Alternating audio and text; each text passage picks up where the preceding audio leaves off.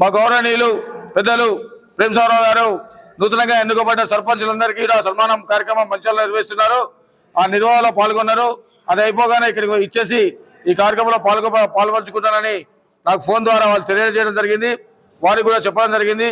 నిజంగా కాంగ్రెస్ పార్టీ అభివృద్ధి కోసం కాంగ్రెస్ పార్టీ జెండా మోయడానికి ప్రతి కార్యకర్త ముందుండాలని గౌరవనీయులు చెన్నూరు శాసనసభ్యులు పెద్దలు పూజ్యులు గురు సమానులు రాష్ట్ర కార్మిక ఉపాధి కల్పన శాఖ మంత్రులు వివే వెంకటస్వామి గారి నాయకత్వం లోపల, అదేవిధంగా బెల్లంపల్లి శాసనసభ్యులు గడ్డం వినోద్ గారి నాయకత్వంలో, అదేవిధంగా మంచాల నియోజకవర్గ శాసనసభ్యులు కొక్కిరాల ప్రేమసాగరరావు గారి నాయకత్వం లోపల యువ నాయకులు గడ్డం వంశీకృష్ణ గారు పార్లమెంట్ సభ్యులు వారి సూచనలు ఆలోచనలతోని తప్పకుండా మంచిర్యాల జిల్లా కాంగ్రెస్ పార్టీ అభివృద్ధి కోసం నిరంతరం ఒక సేవకుడిగా ఒక సైనికుడిగా బాధ్యతలు నిర్వహిస్తానని, ప్రతి ఒక్కరు కూడా నాతో కలిసి రావాలని, వారి స్థాయిలో ఉన్నటువంటి గురువులకు గురువత బాధ్యతగా వారి బాధ్యతలు వారి నాయకత్వాన్ని బలపరుస్తూనే పార్టీ పదవిలో ఉన్నటువంటి ప్రతి నాయకుడు కాంగ్రెస్ పార్టీ జెండా నాయకత్వం కింద పార్టీ ఆదేశాలను పనిచేసినటువంటి బాధ్యత ప్రతి ఒక్కరి మీద ఉందని, పార్టీకి వ్యతిరేకంగా కానీ నాయకత్వాలకు లోబడి కానీ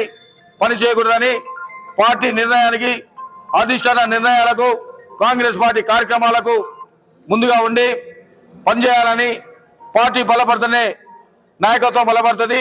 నాయకత్వం బలపడ్డప్పుడే ప్రజల నుండి ఆ నాయకుడికి సరైనటువంటి నాయకత్వ బాధ్యతలు ప్రజలు అప్పచెప్తారని, కనుక రాబో మున్సిపల్ ఎన్నికల లోపల తప్పకుండా జిల్లాలో ఉన్నటువంటి 4 మున్సిపాలిటీలు ఒక కార్పొరేషన్ కాంగ్రెస్ పార్టీ కైవసం చేసుకుంటుందని ఒక జిల్లా అధ్యక్షుడిగా నేను గర్వంగా చెప్పబోతున్నా.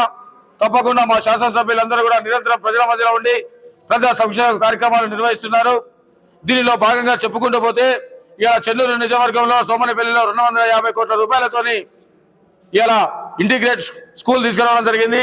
అదేవిధంగా మంచిర్యాలలో ఒక ఇంటిగ్రేట్ స్కూల్, బెల్లంపల్లిలో ఒక ఇంటిగ్రేట్ స్కూల్, అంటే సుమారుగా 750 కోట్లతో విద్యా అభివృద్ధి కోసం ఒక కార్యక్రమం, ఇరిగేషన్ కోసం ఇలా ఏదైతే బ్యాక్ వాటర్ వల్ల పంట నష్టపోయిందో ఇలా చెన్నూరు నియోజకవర్గంలో 30 కోట్ల రూపాయలు, అదేవిధంగా మంచిర్యాల నియోజకవర్గం లోపల బ్యాక్ వాటర్తో నష్టపోతారని చెప్పేసి కరకట్ట ద్వారా 220 కోట్ల రూపాయలు. అదే కాకుండా ఇలా మంచిర్యాల నియోజకవర్గంలో హెడ్ క్వార్టర్లో ఉన్నటువంటి